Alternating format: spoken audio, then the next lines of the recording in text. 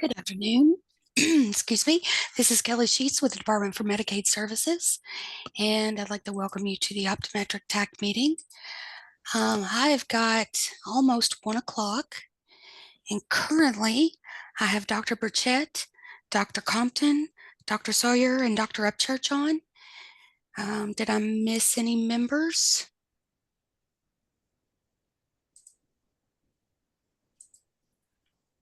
Okay, I've got 1 o'clock, so Dr. Burchett, I'll turn it over to you. Thank you much. Welcome everybody to, I guess, the first meeting of the new year. As far as things go, we're just going to continue to run the same way we have been running. We'll just kind of go down the list of items and talk about them as we go. So with that being said, I think we do have a quorum of people, looks like. So we'll go ahead and get started, and I'll entertain the motion for approval of the minutes from the last meeting. Make a motion to be approved. Compton, second. Any discussion? Okay. Hearing none. All in favor? Aye. Okay. Good. So minutes will pass from the old meeting. And then I guess we'll go ahead and just jump right into it. The first thing on the old business is with the visas and their portal, which we had assurances last meeting that everything had been fixed, but it seems like we've had a lot of people across the state still have eligibility issues, PAs that have been approved but then denied payment, things like that. Timing out, I know, was a big issue at my practice when we're trying to work on things. Do any of you guys have anything that you've seen with the portal that you'd like to discuss a little bit?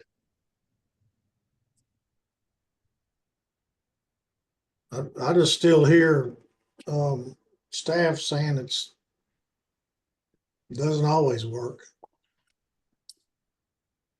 I think Tammy from our office is on the meeting too, and she's got a whole sheet of stuff typed out that we're having problems with in all of our offices. So she can forward that on to the correct people. Seems like one of the biggest issues we're having in the offices is the lab portal still does not work. The offices are still having to fill the forms out paper-wise and fax to Correct Optical. And this is multiple times a day that we're still having to fax those in. So the lab tab has never functioned for us. Hi. Oh, sorry, go ahead. Well, and I was just going to say, I think maybe Sarah might be able to correct me if I'm wrong, Sarah Unger, that there's still people that haven't been paid on claims for several months because of these issues. So anyway, go ahead. I'm sorry. I didn't mean to interrupt. No, I'm sorry. I didn't mean to interrupt. I thought we had heard from everyone. This is Miranda with the Visas. I'm the PR vision manager. And just concerning the portal, first of all, the lab link, Tammy, that is a very valid concern. We are still working on that, but we do have that workaround in place where you can fax. I know that it's not ideal because of the time and possibility of transposition and everything.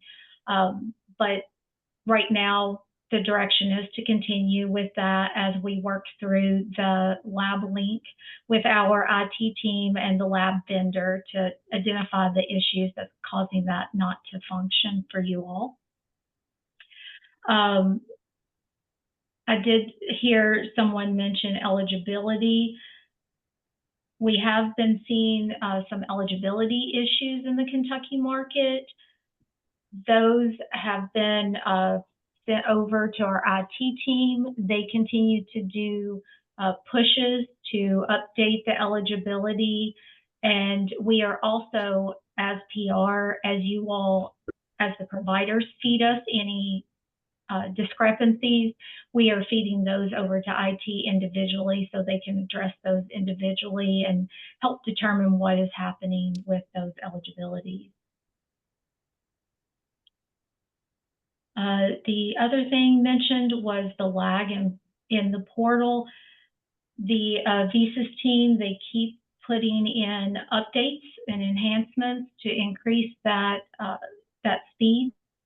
So you may see that it lags for a couple of days, then it will increase, and that's just you know, the amount of people using the portal, things like that. So they are continuing to push in those updates. Excuse me. I'm Any just looking at my notes here. any word on situations where we get prior authorizations approved and then we send it in and the service is denied?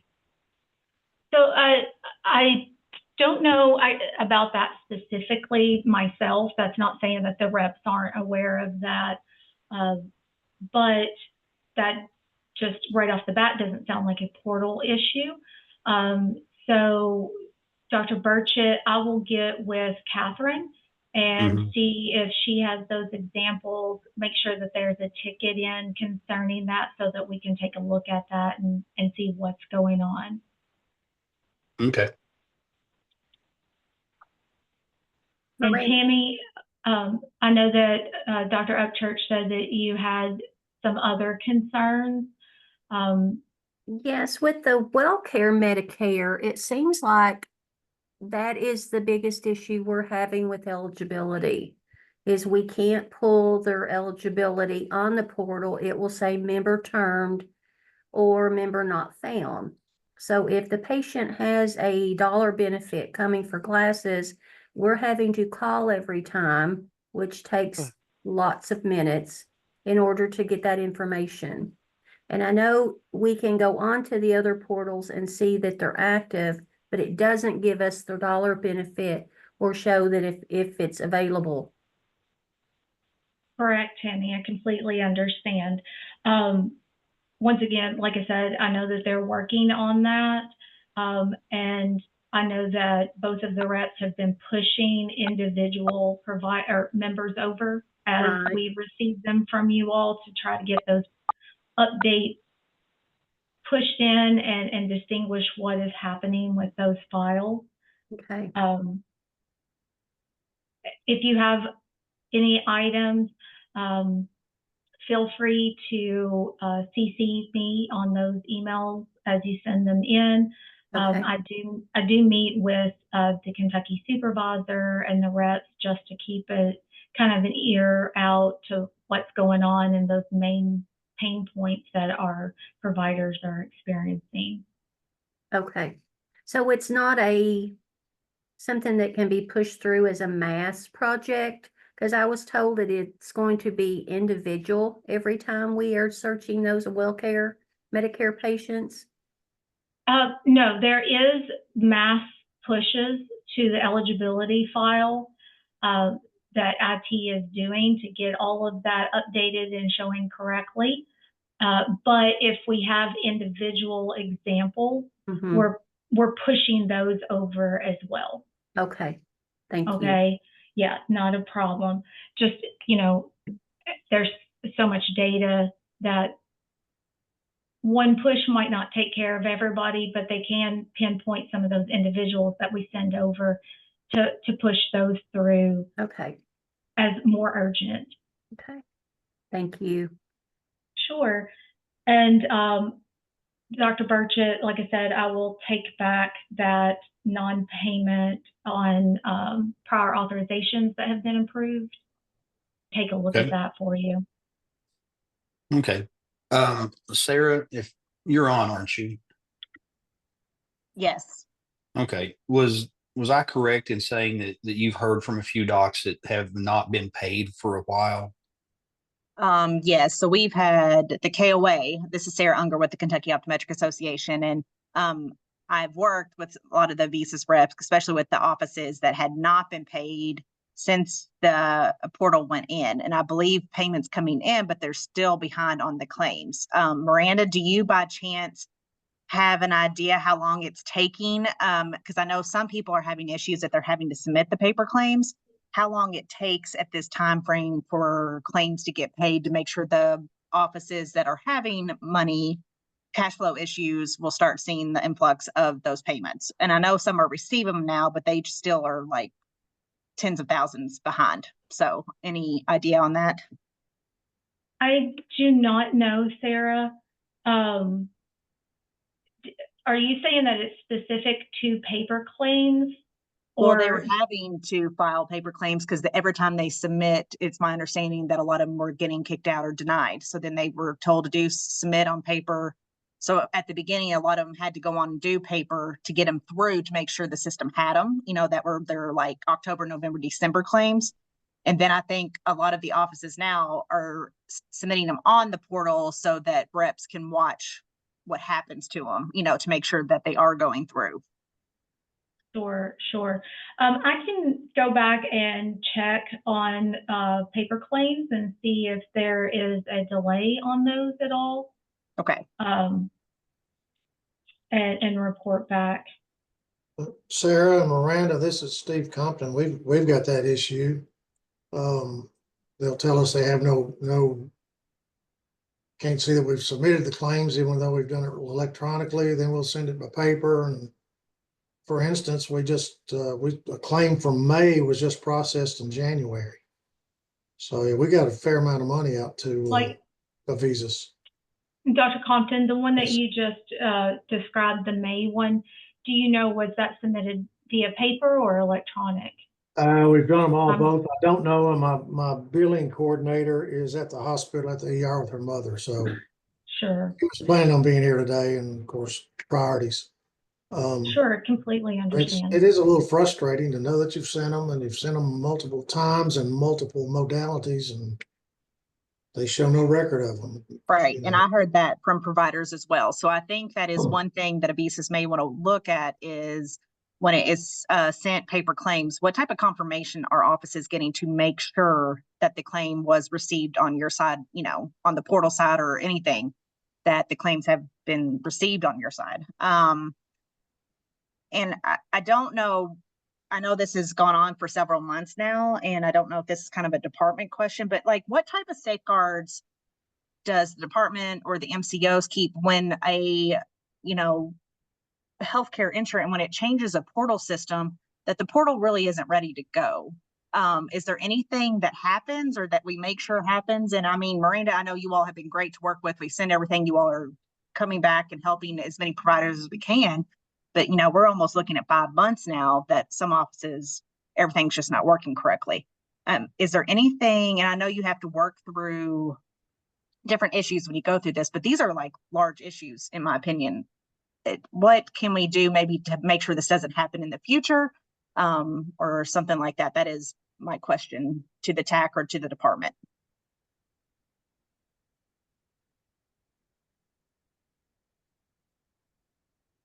Sarah, this is Miranda. Yes. I want to backtrack real quick because you did have a question about the paper claims and confirmation. I did double check, and our claims team has started the process of sending out confirmation letters that a paper claim was received and that it's going to be processed. Okay. And we actually heard back from a couple of providers today where they've been receiving those letters and actually receiving some duplicates or triplicates of the letter. So that has started. So that's good. So that has started. Okay. And I apologize if anybody's getting those duplicates, triplicates. I've asked them to look into that to see like if we can cut down on that, because of course that's paper and just, extra paper for you all to look through.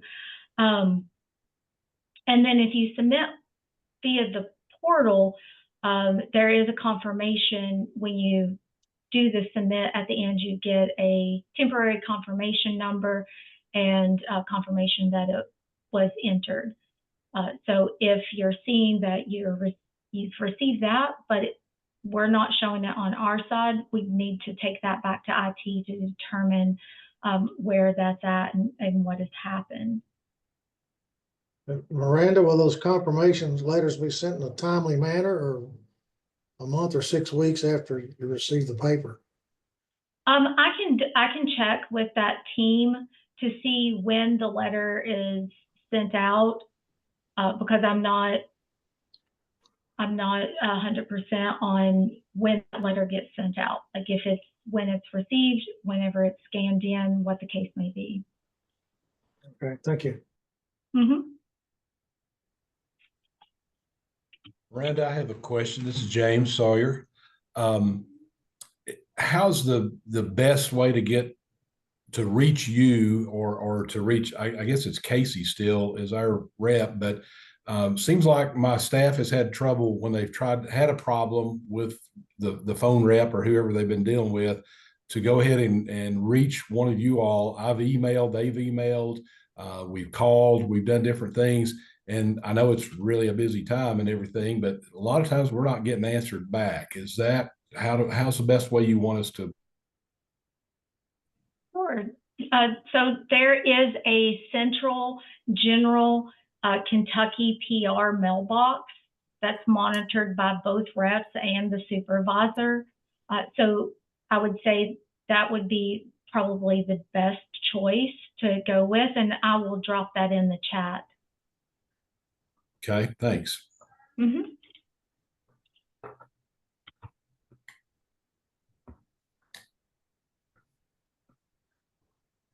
I'm sorry, Sarah, to sidetrack things. What was your question after the paper claim?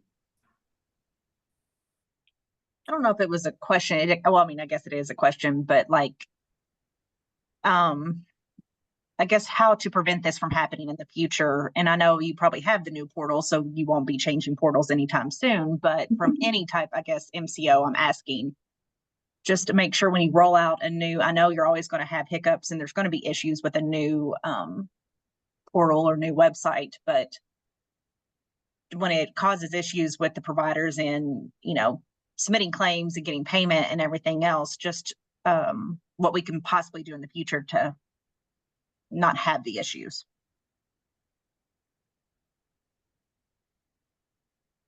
And not to say that's you, Marina, answering that, but it's just throwing that out to the TAC or the department in general.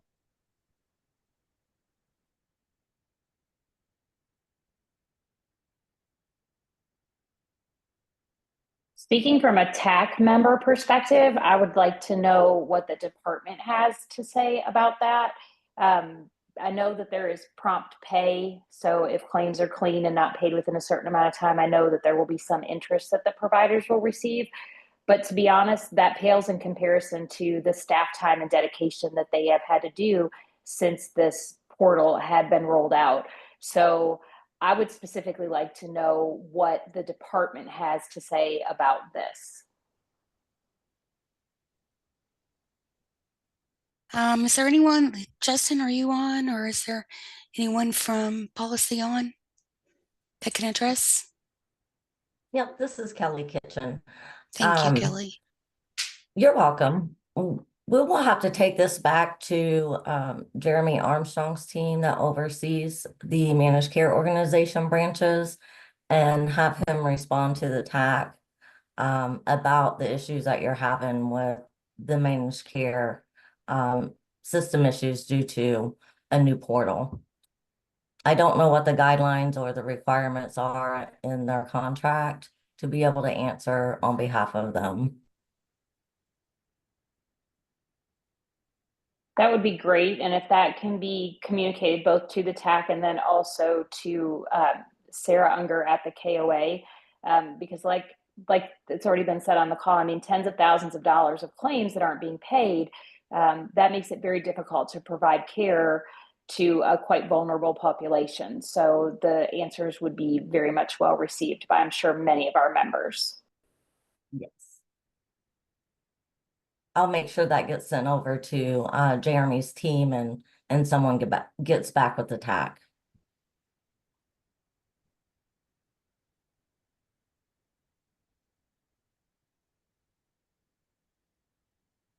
Okay, thank you.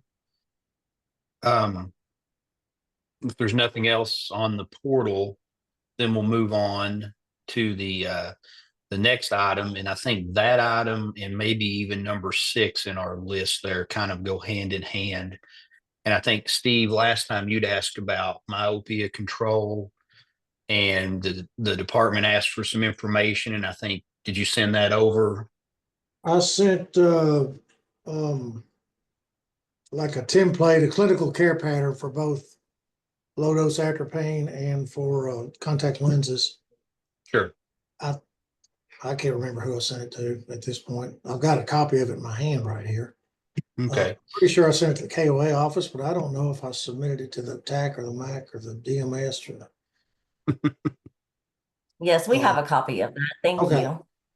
Okay. Well, Steve, do you want to jump in? Well, it's I mean, that's myopia is or high myopia is getting to be a big problem. There's a push now to control it.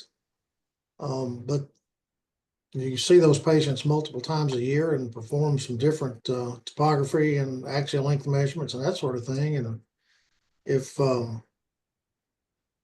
DMS is going to cover it, we would need assurances that they'll cover multiple visits per year and that sort of thing. Because the 99,000 codes that you submit would have a refractive diagnosis code, not medical. Right? So, I mean, if you've seen them for medical problems, they pay it however many times you see the patient, but we would have to have some sort of, I guess, change in programming where they would pay on the certain codes. Maybe it's degenerative myopia is a different diagnosis code. Maybe you pay a 99,000 code on that and topography and axial length. Well, then there's even lenses multiple too. refractions per year. All right. And then materials on the lenses, yeah. Yep. And fitting fee for contact lenses if you manage them that way. I don't know that we'll get an answer today, but that's my concern is if you're going to manage on a Medicaid recipient, we got to make sure that the providers get paid.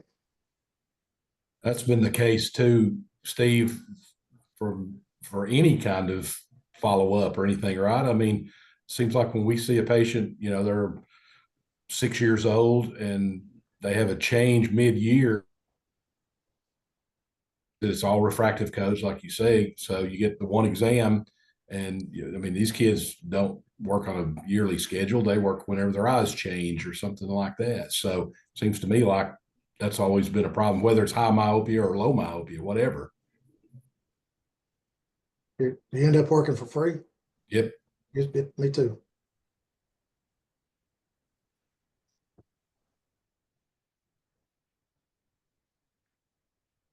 So any thoughts from the department?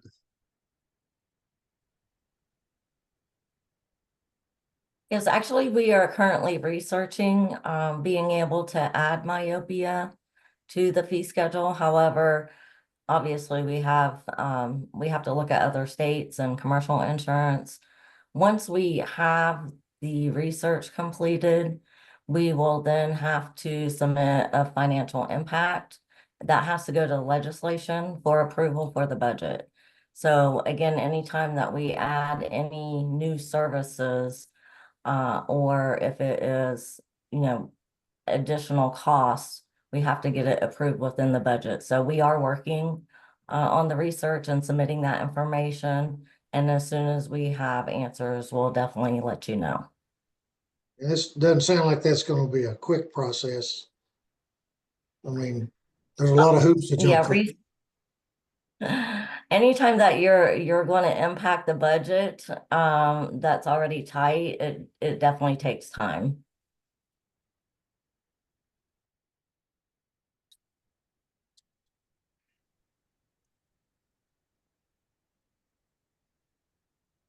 Okay, well, thank you for that.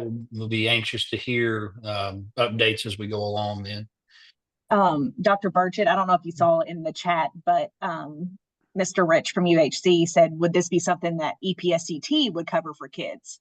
Possibly, if it's not covered right now. That's a great question. I don't know that I'm the one to answer that. I do know I can answer that when we've tried to get authorizations to EPSDT, it's been like pulling teeth from a duck. Well, it's appropriate you'd say that since I'm a dentist.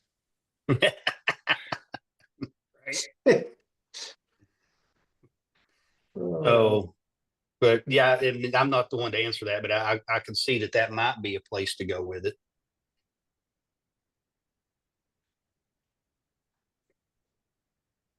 I'll follow up on that question also for you and let you know. Sure, thank you. You're welcome. My experience has been like Matt's as far as getting those PAs for second or third pair on high prescriptions, and you know the amount of work that goes into getting to the PA and then trying to get it approved is just crazy sometimes. I don't know whether there's a way to streamline that or not, but I've not had a lot of luck with it myself.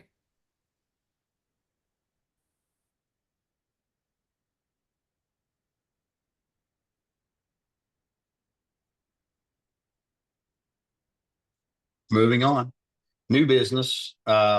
We've got a few new codes that we would like to be placed into the fee schedule. I know the last three are replacement codes for codes that are already in the fee schedule. And the first one, I think, is Steve, is that the OCTA, the 92137? I'm sorry. Yes, I was muted. Okay. That would be a new code for us then, I guess. From what I understand, the Board of Examiners have approved those, and they're going up on their website, I guess, the next update they get, from what I've understood on those. So we would like for those to be added to our fee schedule as well. I'm sorry, which code was it? That's a new code compared to The first one, the 92137. 137, that's the new code. And you said the others are replacement codes? Yes. Okay, so I know that we started researching the codes. If the three codes are replacement codes, then we normally do go ahead and add those to the fee schedule. Any Okay. new codes, again, we have to do financial impact and get approval on the budget for adding any new codes. I was under the assumption, maybe I was wrong, that if our Board of Examiners says it's within our scope to do, then we have to be allowed to do it. Well, anytime that we're adding a new code or anything that's going to impact the budget that's not currently on the fee schedule, then we do have to do an impact analysis and make sure it's in the budget to be able to pay the providers for those services. Obviously, we do want, all as much as possible as we can get on the fee schedules, but we do have to find out how it's going to impact our budget. And as far as replacement codes go, obviously that's not an issue if it's replacing another code, because those are already factored in the budget. But anything that's new, that's going to cause additional costs, we do have to get an impact analysis and determine if there's money in the budget for it. And well, and not to beat a dead horse, but then that would be you all limiting our scope of practice, which you're not allowed to do. No, we're not limiting the scope of practice. Well, I can't bill for the procedure that I can do. To me, that's limiting. I mean, I may be misspeaking there, but Yeah, I apologize. That's not what I'm meaning at all. We'll definitely get back to you and let you know for sure what we're going to do with these, but we have been researching them this week, so we'll definitely let you know. sounds good. Any I other do discussion? have Go a ahead. I'm sorry. question. How's that research done? I mean, gotta know what The research, we have to determine, what payment we have to research to determine how much it's going to cost. If other states are covering, what they're paying. There's a lot of analysis that goes involved in the research. And then once it is finalized, it does go to management for review and finance. so that where I'm coming from on that is this new code, the OCTA also includes an OCT MAC. So in other words, there's a trade-off there. If you're doing the new code, you're not doing the old one. So the difference in cost is really just the difference in the, see what I'm saying? Yeah, If so I'm the running three. this one, but I'm running the other one, I'm not billing the first one. Mhm. So you said the three codes are replacement codes, right? So those are replacing a code already on the fee schedule. Right. I'm talking about the new code. So you're gonna begin billing this new code instead of a different code that's on the fee schedule? Very possibly, because the new code includes, am I correct? Guys, you have to do a regular OCT and the OCTA as part of the 92137. Yes. Yeah. So you're not billing that regular OCT. That makes more sense to me. So in a way, it is kind of a replacement code. Yeah, And anyway, whoever's doing the impact analysis needs to be aware of that. yes, definitely. I will definitely bring that back for the research. Well, and I'll tell you this too, and we're lucky here in Kentucky that our scope is a little more broad than other states. So some of these things you're not going to find other states doing. So to me, in some instances, it doesn't make a lot of sense when we say, well, we've got to see what other places are paying, because out of 50 states, I can tell you there's probably 4 states that can do all the things that we can do here in Kentucky. So when you go looking at other states, some of these codes, sometimes you're not going to find other people doing them. But that doesn't mean that we should be limited because other states aren't doing them, because that's limiting our scope. So anyway, my 2 cents.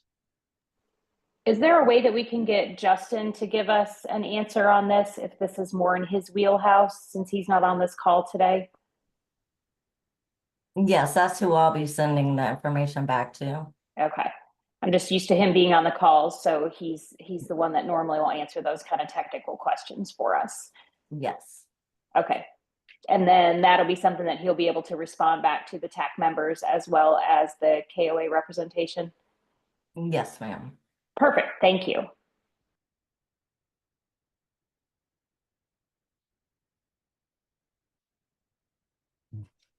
Thank you all. The next, I think, is the interpreter service. And Steve, you maybe brought this to us from the MAC. Is that true? Or am I just imagining that? I'm not sure, so I'll say it's your imagination. Well, But that's fine. there has been discussion at the MAC about interpreter services, and how it works, and I mean, the MCOs will pay for that, as I understand it. But I don't know the process.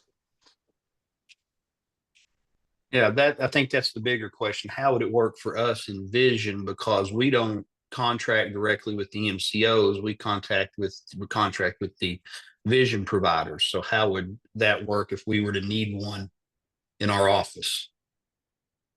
You would contact, this is Angie Parker, Medicaid. You would contact the vision because they are ultimately, the MCO is ultimately responsible for the vision contractor. How much lead time do they need? And what's the process that from the vision people that we would need to do to get that? I will defer to the vision people Aaron, can you verify that that one-page document that was sent to, was it sent to the optometric track as well? Because we developed, we being Medicaid worked with the MCOs in developing a one-page document that showed each MCO's phone numbers in which you could contact them to assist if you had a member in your office. Obviously, it's preferable for them. They can actually send somebody.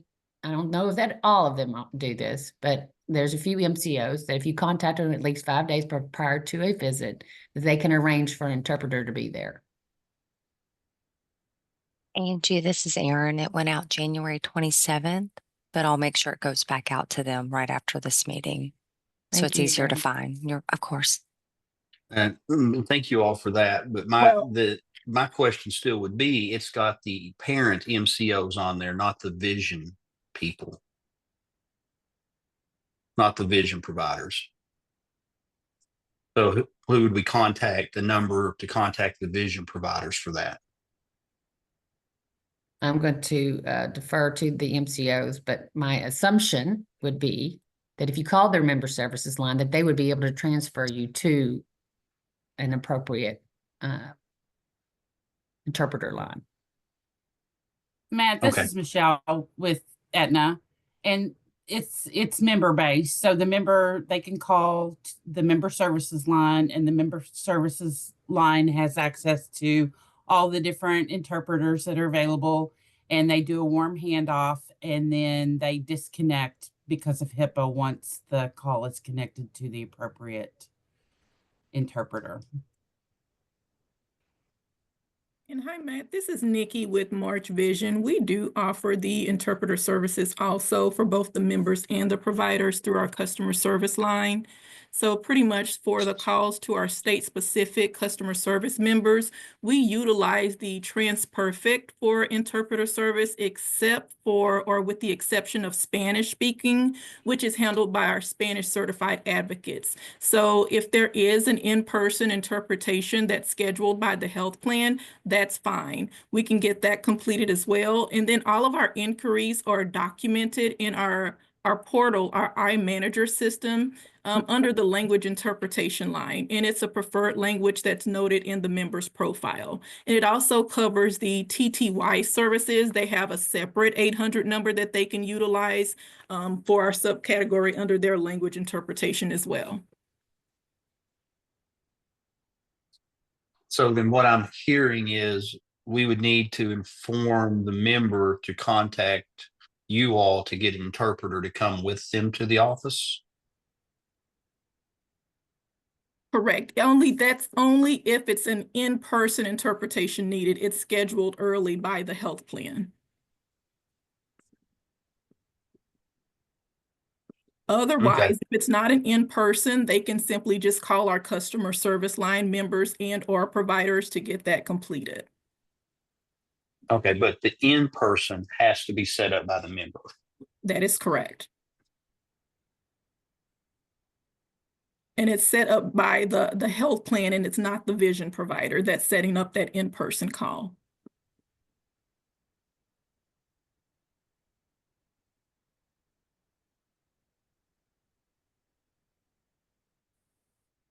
Then if we're, I don't ever call provider services, my staff does, but doesn't it take quite a while to get through to somebody on some of these? So here's your patient sitting here and you're on hold for an hour. They're taking up one of your exam lanes. So there needs to be a way to get that to happen, especially if they're here for an emergent situation. You need that interpreter on the phone pretty quickly. Good afternoon. I don't mean to interrupt. This is Chris Burchett, Provider Relations Manager with Humana Healthy Horizons. I've added our language assistant services line in the chat here. And Dr. Compton, we have live Humana associates that answer that call for providers. There's not a phone tree on that one because you're exactly right. Given the need for that services in a timely manner, we make those agents available, and there's not a phone tree. Perfect. We've got two Burchett's on one call, so. Well, I hadn't mentioned it, Dr. Burgett, but my brother's name is Matt as well, and he's a pretty good guy, so in good company. I've got a nephew named Matt Burchett, so that's for another call, I guess. Right. Oh, Just Dr. Burchett, Dr. Compton, for Stuart Owen with WellCare. So you can go either route. Visas offers interpreter services. I think it's just phone though. I don't think it's in person, but WellCare will do. If you give 5 days advance notice, we can arrange the in person, and or you can call if it's emergency or whatever. You can call, and we monitor the the timeliness of response, and you don't. I've looked at them. It's not somebody sitting a long time trying to get an interpreter. But you can call it Visas or WellCare. I thank you all for those responses. And if it wouldn't be too much trouble to ask of each of you all, the MCOs and or the vision provider, could you maybe send that along to Sarah Unger at the KOA so she could disseminate that to the membership so that we can get this information out to people where it will be useful to them. Absolutely. Thank you all.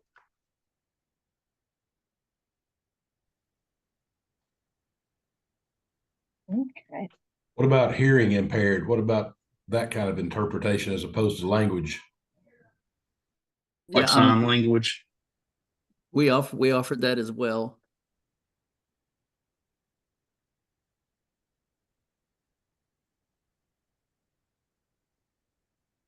That's a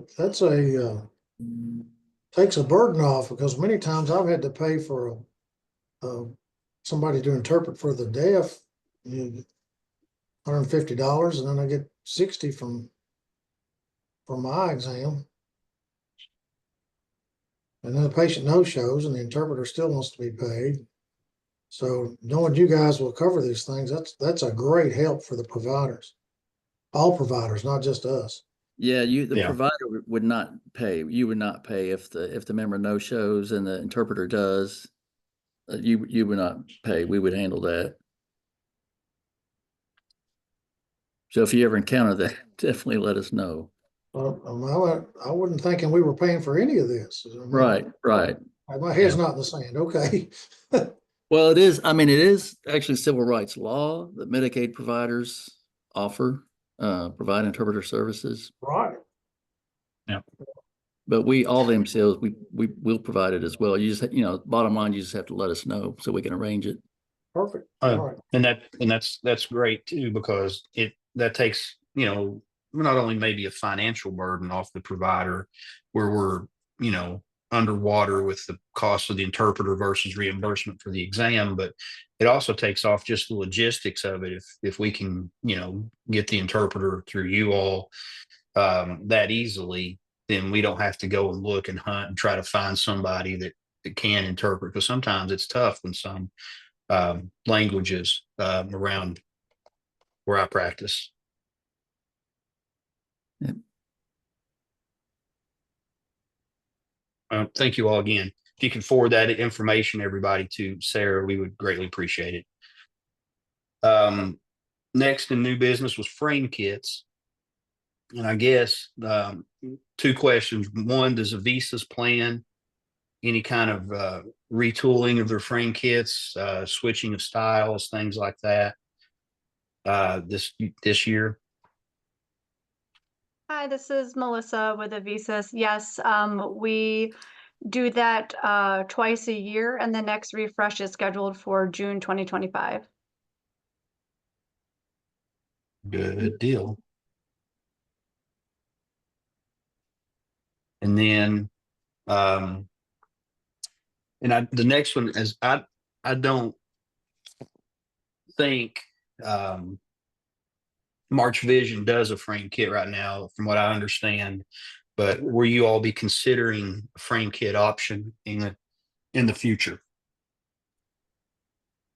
For future references, right now, March Vision has not made that determination since currently we do not have a contract or a contracted lab or a frame kit for Kentucky. We just make sure that the providers are utilizing the classic optical flyers with our preferred pricing.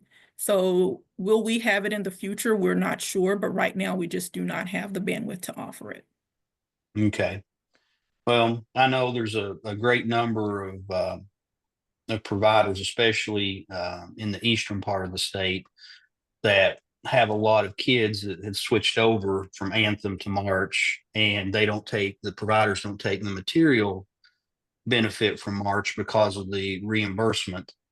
And so there are kids that are going without glasses because they don't have a way to get the glasses, basically. So that's why we ask about the frame kits. Matt, that's an ongoing issue too. I mean, March Passport and United Healthcare, somehow I would think they should be able to come up with a situation where the provider could get reimbursement for glasses and a dispensing fee so that these kids can have that available. That's just to me inexcusable. And the classic option, yeah, it's there. But when you look at that classic option, it's $30 for a frame and lens or polycarb, $3 for shipping. And if it's above a plus or a -4 or a 3 diopter cylinder, then there's $1.50 for every extra diopter. So you have a patient like I had the other day that's +5 -750. Suddenly you got $42 cost in the glasses, and what March Vision is offering to a practitioner, unless you're able to negotiate something different, is $13.90. And that math just doesn't make sense. No. And I would think Medicaid the main Medicaid system would want to get involved here, because it's making the providers look terrible. It's depriving the kids and adults now. I mean, as big as this organization is, and to my knowledge, United Healthcare is the largest health organization in the United States, maybe in the world. And I don't know about Passport. And then United Healthcare owns March. There ought to be some way that this could be rectified. You know, coming out of school, these young guys and gals, they're very proficient academically, but we all know they're very ignorant when it comes to business. And, you know, there are doctors out there, and I know this to be a fact, that at least for a while, if not still, were paying for glasses out of their own pockets to keep from turning these kids and adults away. You can't do that for long, because we are a for-profit business. I just can't believe that there's not a solution that can be come up with. Maybe you can offer them classic opticals invoice reimbursement plus the dispensing fee that Medicaid allows. But I just feel like that. I mean, this has been going on for, I can remember when I worked things out for myself and my practices with Elizabeth in 2020, when I was locked in quarantine with COVID in my basement. And things have not changed since then. And so, to my knowledge. And so, I've expressed this many times, and it's really no skin off my back, because, I've worked things out to where I'm agreeable with it. But there's tons of doctors that it's hurting, and tons of patients that it's hurting. And Avisis is able to make a way around this.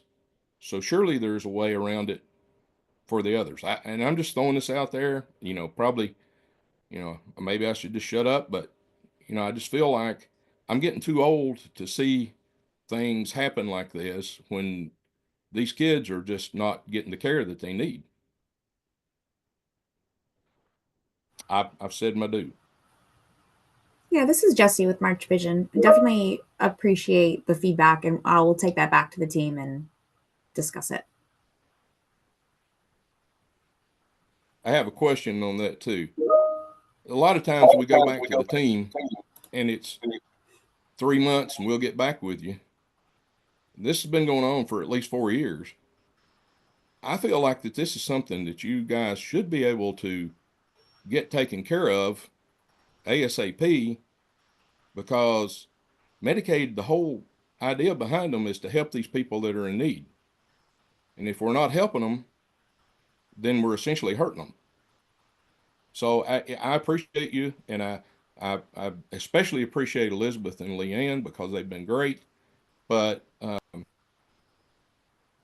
I just feel like there's more can be done for the providers to not turn people away, and for the recipients to get what they need. Yeah, understood. Completely hear you. And I will escalate it. Make sure that message is being heard. Yeah, and this is Dr. Rich. I'll take that directly to the health plan at UHC as well. I appreciate your comments. Thank you. Well, I appreciate you all so much. And maybe I'm the old guy that should stay quiet, but old guys don't typically do that. And there's just a lot of need there. And I know that you've got two great people on the ground with Elizabeth and Leanne. And I saw them take a beating at the KOA in the spring from all these providers coming up and just raking them over the coals over this particular issue. And I felt sorry for them because I was partially responsible, I felt like, for them being there because I requested them be there.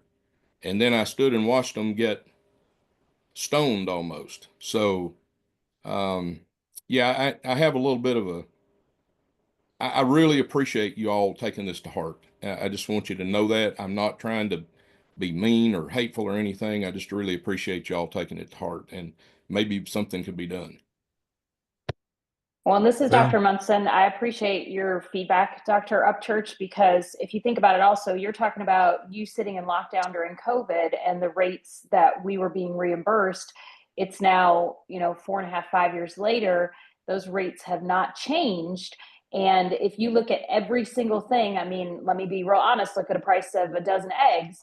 Things are different now. So the cost for the providers to be able to even give the equivalent service has gone up exponentially, but yet the reimbursements have not had any reflection of that at all. And in the end, we are tasked to be able to take care of the most vulnerable of the population. Adults aside, you are talking about these children that we are trying to get to be to the point where they are successful adults. And so if they are not able to see, 80% of learning happens through vision. So if they are not able to see, what kind of students are we sending to school? And I personally do not want to see what that is going to end up with in a generation of these kids that aren't able to be successful simply because they were not able to get glasses. So if the MCOs are not going to give us an answer that is in a timely fashion, then I would personally, again, like the department to weigh in on that, because there are contracts between the department and the MCOs. And at some point, we have to realize that it all boils down to the subscribers, the patients that we are trying to take care of. So I do appreciate, like Dr. Upchurch said, that the MCOs are going to look at this, but looking is one thing, and actual tangible answers that will get us to a place where these people can be taken care of is far more important than just fluff. So I would ask at the next meeting, or honestly before then, if we can have concrete answers from both the MCOs and the department, because ultimately it's not our agreement with these MCOs, it's the department's agreement with these MCOs, both the parent company and then who they're subcontracting out to provide these vision resources or the vision services. So if that is something that can be answered from both directions, I feel like I speak for everyone on the TAC that we would appreciate more than one vantage point on this to try to get these kids taken care of.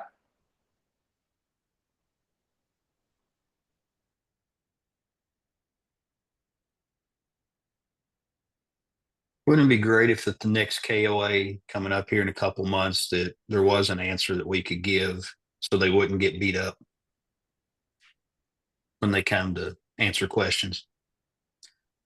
So I'll be moving honest on. with you, I never felt sorrier for anybody than Elizabeth and Leanne that day when I was one of the first ones at their booths, and they had a swarm, and the swarm was not friendly, and I really felt sorry for them. Yeah. Well, we'll see what we can get done. We appreciate your all's looking into it. I agree. I think the department needs to weigh in, Dr. Munson, as well. But hopefully we can get some answers here pretty soon. The next one, the general discussion, I think we talked about the myopia there a little bit before. Does anybody have anything else to add there?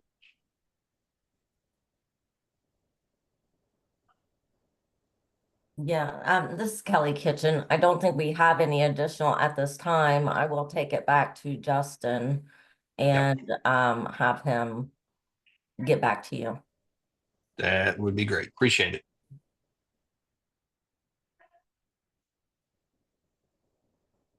Does the TAC feel there any recommendations that we would like to put together at this time to send to the MAC? Yeah, this is Dr. Munson again. I would like to make a recommendation to the MAC that the Vision MCOs offer those in-house frame kit options. So we have some kind of safeguard that these kids are going to be able to get their glasses taken care of. Doesn't need to be the only option, but I do think it needs to be on the table just to make sure that the most vulnerable kids are able to get the glasses that they need. And I assume you made that in the form of a motion. I can, if you'd like me to reword that. If we're going to send it, we do. So I would make the motion then to the MAC that the Vision TAC requests that the MCOs offer an in-house frame and lens kit option, as well as the outside option for the doctors to provide the frame and lenses to these kids. Or honestly, it's to everyone, adults and kids. Second. A motion and a second. Any other discussion? TAC members?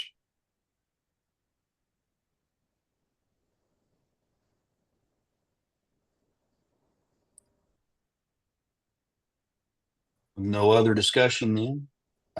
We'll vote. All in favor of sending the recommendation that Dr. Munson has put forth to the MAC, say aye. Aye. Aye. Any opposed? Okay, well, we will Dr. get Munson? that. Yes. Hi, thank you. Could you please send me your I'm working recommendation on that in writing? right now. Yep, I'm Okay, working on that perfect. right now. Thank you so much. You're welcome. Carolyn, would you send it to me too? Because I've got to read it at the MAC. Yes, sir. I will send it to both of you. Thank you. So you need to understand it, Steve. Is that what you're saying? Yes, I need all the wordsmithing and all that stuff. So That's fine. Any other recommendations?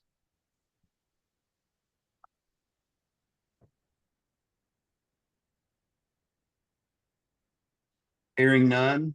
The next MAC meeting will be March 27th, and Dr. Compton, you will be there to present our recommendation. we will. And then our next meeting looks like is May 1st, 1 o'clock. I do have one other thing before we adjourn. I'll turn it over to you then, Steve. Just a point of clarification. I thought that I understood that the Board of Examiners now sends our licenses electronically to DMS and the MCOs and all the people that have to have it. Or am I mistaken about that? You are correct. I'm going to speak from the Board of Examiners side.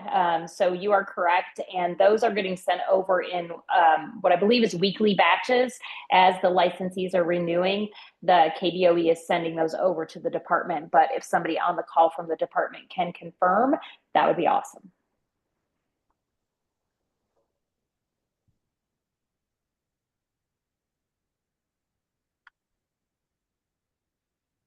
Is there anyone on that can confirm that from DMS? Can you all not hear me? Can Can now. Yeah, we can Yes. now. Thanks, Jennifer. My sound has been kind of quirky the past couple of days. But this is Jennifer with Program Integrity. And yes, that's correct. We are getting those batch matches. But I will say we've had a report that some letters are being issued to providers saying you need to upload your license. We think those are just auto-generated letters. We're kind of looking into that. It might have caused some confusion, but yes, we are getting those matches. That's exactly why I asked Jennifer. We got. Yeah. All right. Thank you. We are looking into that and hopefully we can kind of stop that from happening. Okay. We went on and uploaded it manually, but anyway, all right. That's all I've got, Dr. Burchett.